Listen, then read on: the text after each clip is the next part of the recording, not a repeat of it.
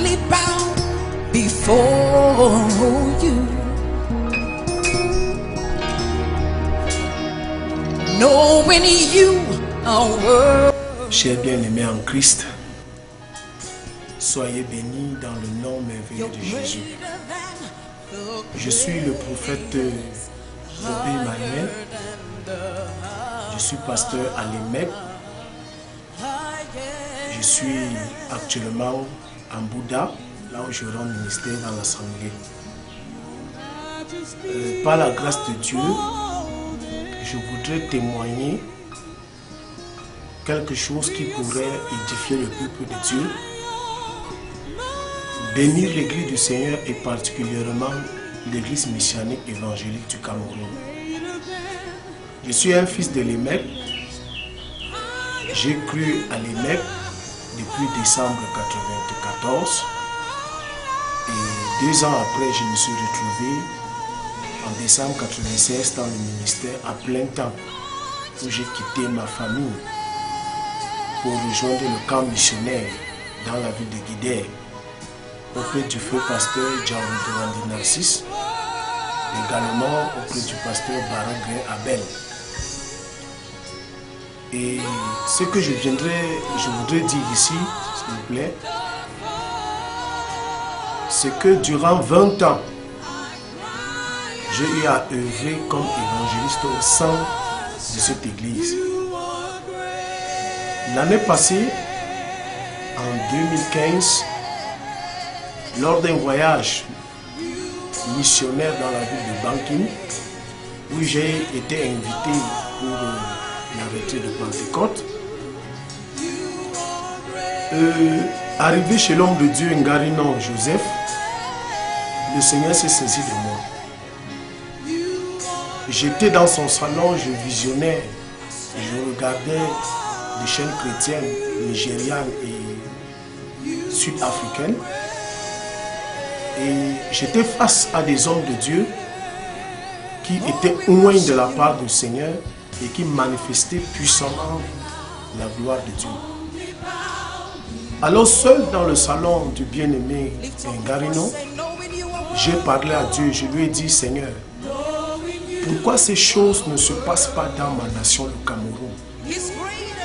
Pourquoi ce pays est lié par l'idolâtrie? Pourquoi les églises sont pauvres? Pourquoi les églises sont faibles? J'ai connu des hommes de Dieu, mais je n'ai pas vu de telles démonstrations dans mon pays. J'ai connu des églises, mais je n'ai pas vu la puissance de Dieu se manifester fortement. Je n'ai pas vu des foules telles que je vois dans les pays anglophones. Je n'ai pas vu la prospérité matérielle et financière que vivent d'autres nations, que vivent les églises qui sont dans les milieux anglophones. Je n'ai pas vu cela dans ce pays au Cameroun. Alors cela m'a causé un grand souci. Et j'ai dit à Dieu, Seigneur, si je suis ton serviteur, fais-le au travers de moi. Et si ces gens-là, ils le font avec le diable comme les gens le disent, si c'est vraiment vrai qu'ils travaillent avec le diable et que le diable peut donner une telle prospérité, une telle puissance, alors pourquoi pas toi? Est-ce que toi tu es inférieur au diable pour donner ta grâce en abondance à ceux qui te servent fidèlement? Et s'ils le font avec toi, moi qui suis ton serviteur, qu'est-ce que j'ai fait pour ne pas posséder également cette grâce? Sur le champ, laissez-moi vous dire que le Seigneur m'a répondu. Il m'a dit, si tu le veux, je le fais. Je l'ai écrit dans ma vie. J'ai écrit la date, j'ai écrit la minute, j'ai écrit l'heure. Et lorsque je suis rentré de ce voyage, j'ai dit à Dieu, Seigneur, manifeste donc, puisque je t'ai répondu que je le veux. Mais j'ai été surpris de la réponse de Dieu. Le Seigneur m'a dit, il ne suffit pas simplement de dire que je le veux. Il dit, je ne peux utiliser aucun homme sans que cet homme n'ait payé le prix de l'homme. Il dit, regarde à Moïse. Moïse a passé du temps avec moi sur la montagne. Moïse a jeûné 40 jours, 2 reprises. Moïse a appris à me connaître. Moïse a jeûné à prier. Il dit, regarde à Élie, qui a également jeûné 40 jours. Il dit, regarde à Jésus, mon fils. Il dit, aujourd'hui, beaucoup veulent que je les bénisse, mais ils ne veulent pas payer le prix. Il me dit, si tu veux que je t'utilise, et si tu veux que je sauve ta nation, paye le prix devant ma face. C'est alors que l'année passée, j'ai pris un jeûne pendant les vacances, un jeûne de 40 jours, sur instruction du Seigneur, où je faisais dans chaque dizaine de jours, un jeûne de 3 jours à sec, 2 jeûnes de 2 jours à sec, et 3 jours d'un jour pour intercaler les programmes de 3 jours et de 2 jours. Laissez-moi vous dire que ce n'est qu'au 38e jour que Dieu m'a parlé. Que le Seigneur me dit, et il me surprend. J'étais assis dans ce salon derrière moi que vous voyez. La voix du Seigneur retentit en moi. Et il me dit, et tous sauront que je t'ai établi prophète de l'Éternel. Les nations sauront que je t'ai établi mon prophète. Bien-aimé, je n'avais jamais aimé être prophète. Je n'avais même jamais rêvé. J'ai tellement aimé le ministère d'évangéliste. Et s'il fallait aspirer à quelque chose de plus grand, c'était l'apostolat. Mais ce jour, quand le Seigneur m'a parlé, j'ai frémi à l'intérieur de moi. Je suis entré dans ma chambre haute. Dès que je suis arrivé, je me suis prosterné, j'ai prié. Je me suis relevé, j'ai pris ma Bible, j'ai ouvert. Chose étonnante. Je tombe sur le texte des échelles 33-33 qui dit « Et voici, et ces choses arrivent, que tous les nations sauront qu'il y avait un prophète au milieu d'eux. » Bien-aimé, ce n'était pas facile pour moi de l'accepter, mais par la grâce de Dieu, puisque à lui tout est possible, je l'ai accepté. J'ai fini ce jeûne de 40 jours le 14 août 2015. C'est alors qu'au mois de septembre, j'ai commencé à entendre des voix. Il m'arrive que quand je rends ministère, je vois une brebis dans la salle, l'Esprit me parle de sa situation. Lorsque je manifestais le ministère d'évangéliste, j'avais des paroles de connaissance. Mais je ne savais pas que ces paroles de connaissance allaient m'amener au niveau du ministère prophétique. Alors, à partir du mois de septembre, les choses ont commencé à changer. Les chrétiens de l'Assemblée ont commencé à voir comment leur pasteur était vraiment onctionné. Les délivrances, les guérisons, les prophéties, il y avait une notion particulière qui a commencé à se manifester.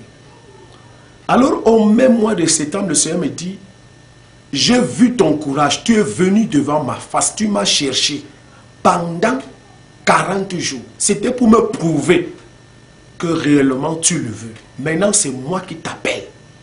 Viens devant moi pour 21 jours et j'ai des choses à te dire. Et il me dit de commencer ce jeûne le 1er octobre jusqu'au 21 octobre.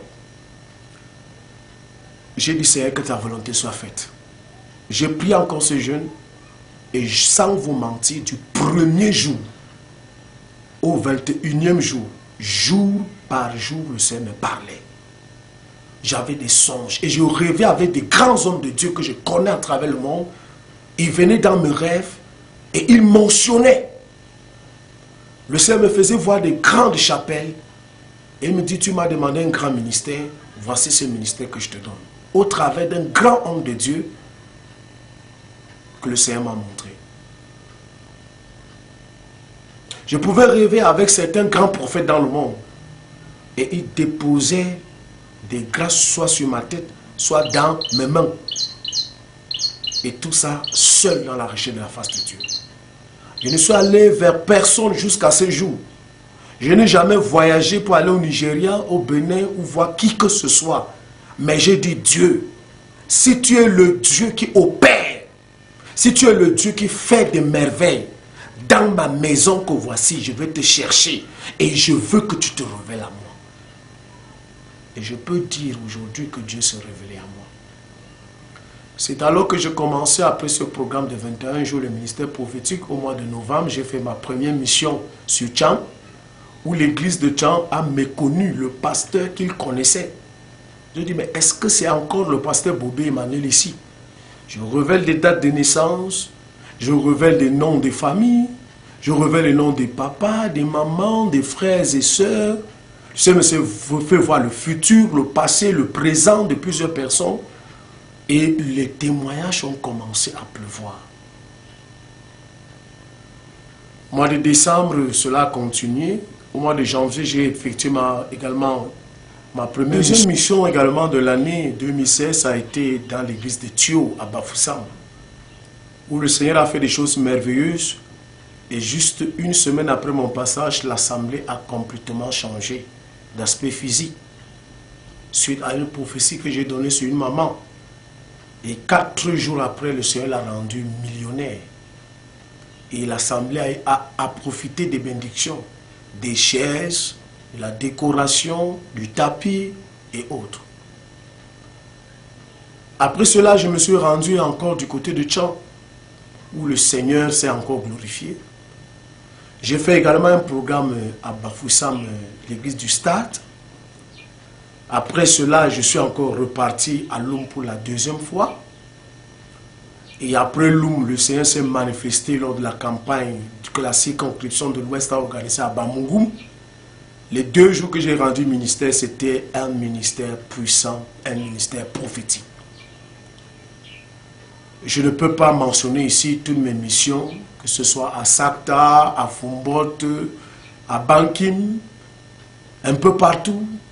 Et même le mois passé, j'ai également été encore une fois de plus à Loum parce qu'ils sont tellement bénis par ces ministères qu'à tout moment, ils me sollicitent. Sans compter l'assemblée de Mbouda, qui ne fait que voir les gens atterrir de Douala, de Yaoundé, de Bafoussam, de Tchang, de Loum, de part et d'autre pour venir vivre leur délivrance, venir vivre leur libération, venir vivre la guérison, venir recevoir des prophéties. Et le Seigneur m'a inspiré d'instituer chaque mois un programme intitulé « La nuit prophétique de libération ». C'est un programme qui est différent de ce que nous appelons dans nos assemblées les nuits de prière. C'est un programme de prophétie, c'est un programme de délivrance, de libération, au point que déjà les 2 séances que nous avons eues, personne ne dort. Nous commençons à 21h jusqu'à 6h. Personne ne dort parce que tous sont émerveillés, captivés par la démonstration prophétique, la démonstration de guérison, de délivrance. Et ma vision, c'est d'étendre cela et d'aller même organiser cela dans d'autres localités et de médiatiser tout. J'ai prié le Seigneur de m'accorder une caméra pour la diffusion de toutes ces merveilles. Et voici la preuve, Dieu m'en a accordé pour sa gloire. Je voudrais dire ceci. Au mois d'avril, Dieu m'a instruit. Écoute bien, Émec. Écoute-moi bien, serviteur de Dieu de l'Émec et tout chrétien. Dieu a mis dans mon cœur un fardeau pour ces nations. Le Seigneur m'a parlé en ce qui concerne ces nations. Et le Seigneur m'a fait voir combien dans ces nations les hommes sont voués aux pratiques idolâtres. Les Camerounais aiment beaucoup l'argent, mais ils passent par des voies mystiques et sataniques. Le Cameroun est miné par ce qu'on appelle la religion. Le catholicisme, le protestantisme a pris place et position. Mais cependant, les Camerounais ne savent pas le vrai chemin pour trouver la solution à leurs problèmes. Le problème n'est pas que Jésus manque dans ces nations. Le problème, c'est qu'il manque les hommes moins capables de les orienter vers Jésus et les faire connaître qui est Jésus, qui est encore le même hier, aujourd'hui et éternellement. Je vous dis et je vous déclare que ce qui bénit une nation, c'est la présence des justes. Mais pas que la présence des justes, mais des justes qui sont loin. Quand la Bible dit que les justes posséderont le pays, si l'onction de Dieu ne se repose pas sur les hommes qui doivent posséder le pays, ils ne le pourront pas. Parce que les forces sataniques dans ce pays vont prendre le dessus. Alors le Seigneur m'a fait rappeler le feu Zacharia Tanefumu, paix à son âme, qui a été un homme de guerre, un homme de jeûne, de prière. Il pouvait jeûner 40 jours, 21 jours, 30 jours, et les multiplier plusieurs fois dans une année pour le salut de cette nation et pour que son ministère s'étende. Je vous dis, en vérité, je n'ai pas connu dans l'histoire de cette nation une personne qui a réalisé un tel sacrifice que le feu de Zacharia Tanefumu. Acceptons-nous les vérités. Nous sommes dans un ministère où nous ne jeûnons presque pas, où le jeûne de 3 jours est comme le plus grand des jeûnes. Moi j'ai grandi dans ce milieu. J'ai connu des hommes de Dieu. Et si nous avons beaucoup fait, nous jeûnons 3 jours, nous jeûnons une semaine. Et parfois c'est des jeûnes d'ensemble. C'est quand l'assemblée décrète 21 jours, 30 jours, 40 jours. Et parfois ce sont des jeûnes partiels qu'on mange le soir. Et nous, les septons, on s'introduit également au milieu des chrétiens, on fait des programmes, chaque soir on se réunit à l'église. Mais quels sont les serviteurs qui se retirent eux-mêmes, personnellement, qui s'en vont devant le Seigneur, qui crient vers lui, qui invoquent la grâce de Dieu pour leur ministère, qui prient que l'onction de Dieu pour bénir les chrétiens, pour libérer les âmes, se repose sur eux. Jésus dit ceci: l'Esprit du Seigneur l'Éternel est sur moi et il m'a oint pour porter de bonnes nouvelles aux malheureux, pour guérir les cœurs brisés, pour libérer les captifs, pour faire sortir de prison les prisonniers. J'ai commencé ce jeûne de 70 jours. Je l'ai commencé comme le Seigneur me l'a demandé pour le salut de cette nation. Mais arrivé au 33e jour, le Seigneur a déposé dans mon cœur un nouveau fardeau. Le fardeau qui est venu à moi, c'est celui-ci: les nations francophones. Les nations francophones sont fermées à l'écoulement de la puissance de Dieu. Les nations francophones sont fermées à la visitation divine. Les nations francophones sont pauvres et les églises francophones sont pauvres. Les églises francophones manquent des puissants hommes de Dieu. Regardez à travers le monde. Quand nous prenons Renard Bonke, le puissant évangéliste, il est allemand, mais il prêche en anglais. Il est comme un anglophone. Quand nous prenons le pasteur Chris, il est un anglophone. Quand nous parlons de Billy Graham, c'est un anglophone. Quand nous parlons de grands prophètes, les Tibi Jesua, c'est un anglophone. Quand nous parlons de Bouchiri en Afrique du Sud, c'est un anglophone. Quand nous parlons de Joshua Iginla, c'est un anglophone. Quand nous parlons de Johnson Suleiman, c'est un anglophone. Tous les grands hommes de Dieu qui sillonnent de par le monde, les Jimmy Swaggart, ce sont les anglophones. Où sont les francophones? Où sont les hommes de Dieu moins francophones? Je crois que j'en connais Mamadou Karambiri. C'est un défi qu'il a relevé. Mais un seul, au milieu de combien de nations francophones en Afrique? Un seul, au milieu de combien de nations francophones dans le monde entier? Le feu Zacharia Foumou dont je parlais, n'est-il pas anglophone? N'était-il pas anglophone? Nous avons au Cameroun les hommes de Dieu tels que John Shi, n'est-il pas anglophone? Nous avons le prophète Sem Erika Douala, n'est-il pas anglophone? Nous avons le prophète Tisha Ayaounde, n'est-il pas anglophone? Où sont les francophones? Que Dieu peut se glorifier au travers d'eux. Et les francophones n'arrivent pas à prendre conscience. Et quand je parlais à Dieu, je vous dis, j'ai pleuré devant Dieu. J'ai dit, Seigneur, quel est le péché des francophones? Qu'est-ce que les francophones ont bien pu commettre comme mal pour que tu les traites ainsi? Le Seigneur m'a dit, mon fils, le problème, c'est que les francophones ne payent pas le prix comme les anglophones. Il m'a dit, les anglophones connaissent la notion de chercher Dieu, de faire des sacrifices, de payer le prix. Et je travaille avec ceux qui se sacrifient. Les francophones aiment la facilité. Les francophones aiment le commentaire. Mais ils n'aiment pas se sacrifier. Ils sont nuls dans le faire. Mais ils sont forts dans le parler. Alors j'ai dit à Dieu, Seigneur, qu'est-ce qu'il faut faire? Le Seigneur m'a dit, je t'augmente 50 jours sur les 70 jours. Tu dois jeûner 120 jours. Et bien aimé, cela est prophétique. Quand nous regardons dans la Bible, le signe 12, le chiffre 12, 120, c'est multiplié dans la parole de Dieu. Les 12 tribus d'Israël, une année à 12 mois. Les 12 disciples de Jésus, la nouvelle Jérusalem à 12 portes. Bien-aimé, j'ai dit à Dieu, Seigneur, si tu n'es pas prêt à me bénir moi-même, qui paie ce prix pour les nations francophones, je ne le ferai pas. Il dit, quel intérêt à jeûner 120 jours si moi je n'ai pas de part là-dedans? S'il faut que mon jeûne suscite des grands ministères, des grands hommes de Dieu, enrichissent les autres, bénissent les autres, et que moi je vais rester pauvre, misérable, je vais avoir un ministère faible, je ne le ferai pas. J'ai pris une semaine pour réfléchir. Et Dieu m'a convaincu. Et il est un Dieu fidèle. Je me suis engagé. C'est alors que vendredi passé, le 12 août, j'ai terminé ce jeûne de 120 jours. Voici le message que le Seigneur m'a dit pour les mains. Le Seigneur m'a dit, il va susciter des grands hommes de Dieu au sein de les mains.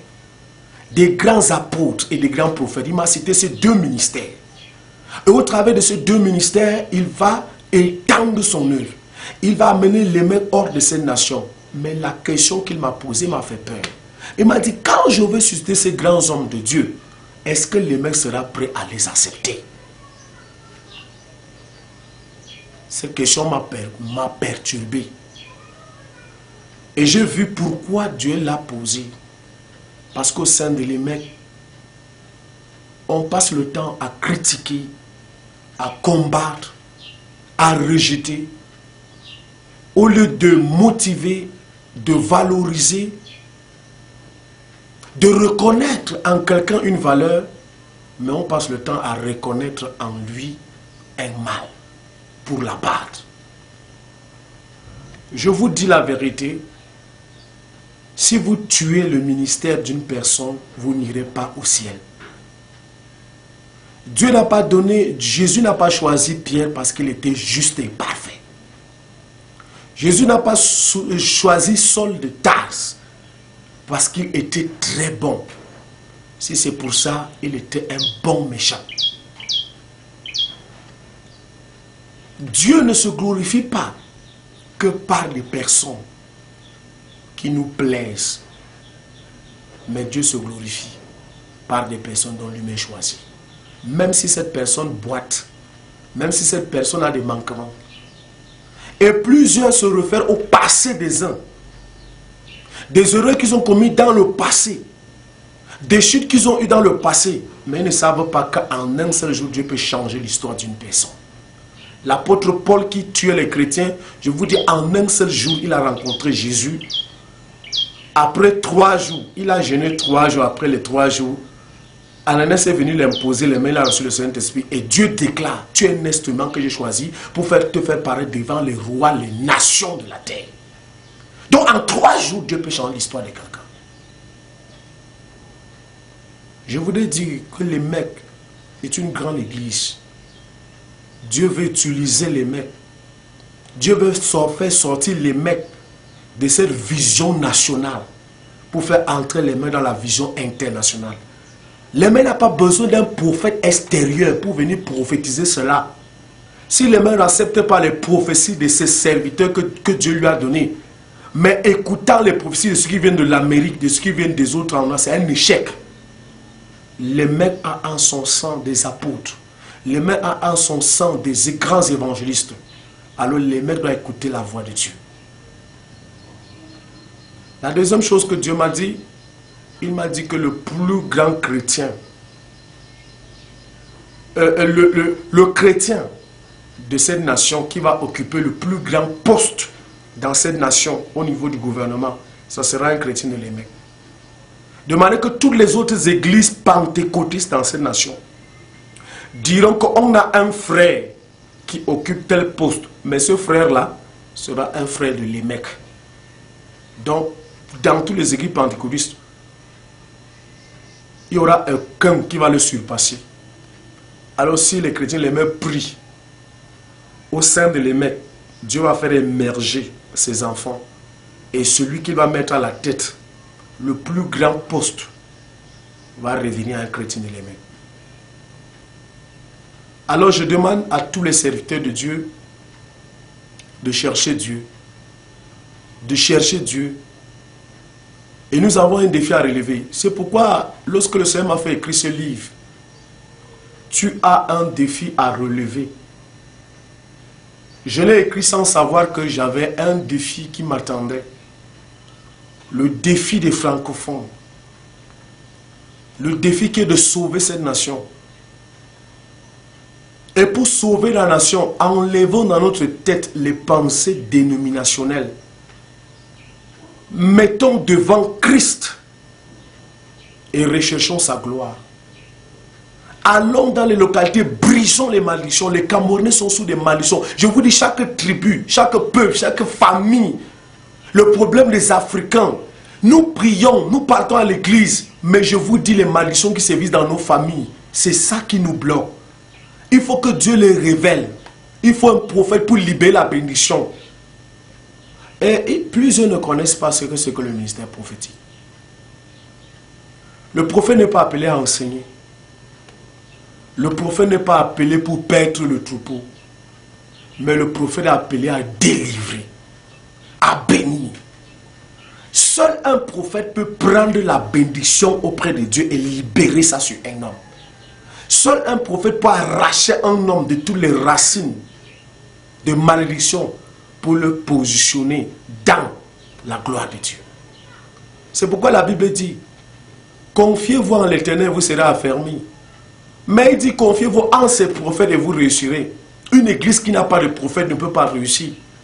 Un peuple qui n'a pas de prophète ne peut pas réussir. Le ministère prophétique fait partie de ce ministère. Donc, et moi j'étais vraiment par désolation. J'ai grandi, je n'ai jamais eu de prophète à mes côtés.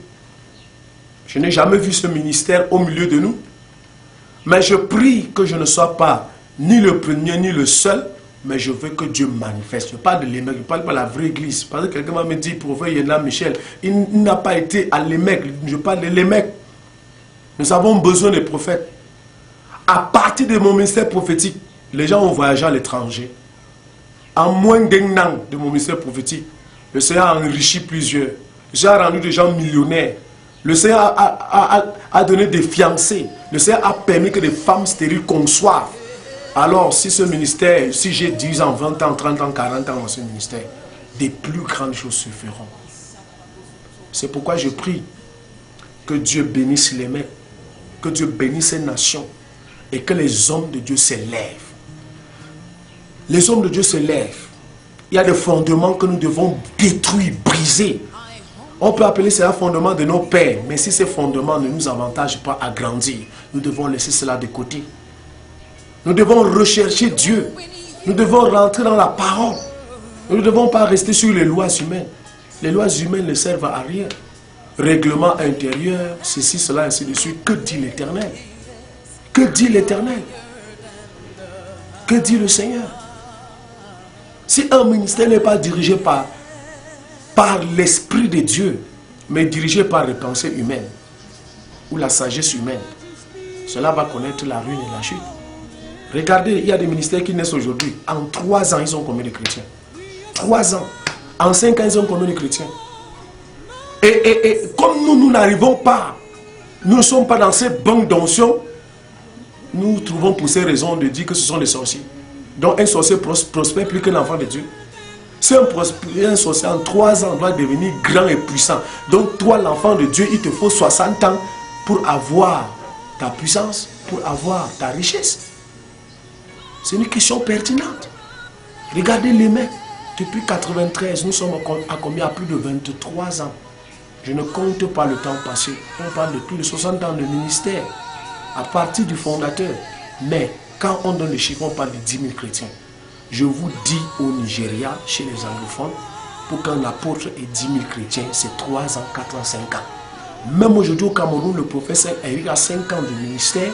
Il a la plus grande chapelle du Cameroun en construction. Il a une chaîne de télévision. Le prophète Tisha à Yaoundé n'en fait pas moins. Il a une chaîne de télévision. Il a combien de brebis? Mais nous, toute une église, on a 10 000 chrétiens. Ça, c'est une seule chapelle. L'onction attire la foule. L'onction produit des miracles. Si nous n'avons pas un ministère de miracles, de prodiges, si nous n'avons pas un ministère qui répond aux besoins de l'heure, qui change l'histoire des gens, qui prophétise, qui donne des paroles de connaissance, qui révèle les choses cachées, qui détruit les œuvres du diable, qui ouvre les portes. Nous voulons des hommes choisis par Dieu et non des hommes élus par des assemblées généraux. Des assemblées générales, pardon. Nous avons besoin des hommes pour que le changement arrive. Les gens n'ont pas suivi Jésus parce qu'on l'a élu. Les gens ne l'ont pas suivi Jésus parce que Jésus était trop sage. Jésus a trop fréquenté. Ou Jésus avait beaucoup d'âge. Comme aujourd'hui, on cherchait les gens qui ont beaucoup d'années dans le ministère. Les gens qui ont beaucoup d'expériences. Les gens qui ont tellement duré dans la chose. On cherchait les gens qui sont plus âgés, très âgés même. Jésus avait 33 ans. Jésus avait 33 ans. Bien-aimé, il est allé devant Dieu, il est parti chercher Dieu. La Bible dit, dès ce moment, lorsqu'il rentre du désert, dès ce moment, il commença à prêcher et à dire. La Bible dit que ça renommait. Pourquoi? Parce que les paralytiques marchaient. Les aveugles le voyaient. C'est ce que nous voulons voir. Et c'est ce que nous prions. Que Dieu impacte ce ministère. Que Dieu impacte tous les hommes de Dieu de lui-même. Que Dieu bénisse le ministère de lui-même. Que Dieu ouvre les portes. Et je déclare que les ouvriers de Satan qui empêchent que ce ministère prospère soient foudroyés au nom de Jésus. Reçoivent le feu de Dieu au nom de Jésus. Je déclare que le Cameroun connaîtra un grand réveil. Je déclare que l'Esprit de Dieu qui œuvre dans les nations anglophones déverse les grâces dans les pays francophones au nom de Jésus. Je déclare que mon ministère ne s'arrêtera pas. Et ce ministère, j'ai dit à Dieu, je me sacrifie pour le bien du peuple. Je ne fais rien pour moi-même. Si Dieu me rend riche, ça sera pour propager l'évangile. Ça sera pour ouvrir une chaîne de télévision. Ça sera pour voyager de par le monde. Si une église ne peut pas me faire voyager de par le monde pour annoncer l'évangile, j'ai besoin de la main de Dieu. Si une église ne peut pas me donner une chaîne de télévision, mon Dieu me donnera. Si une église ne peut pas me faire loger, mon Dieu me logera. Alors tout homme de Dieu doit aller vers Dieu et Dieu bâtira ton ministère. Toi qui m'écoutes, sois béni et que la grâce de Dieu abonde sur ta vie. Shalom à toi, au nom de Jésus-Christ de Nazareth. Amen.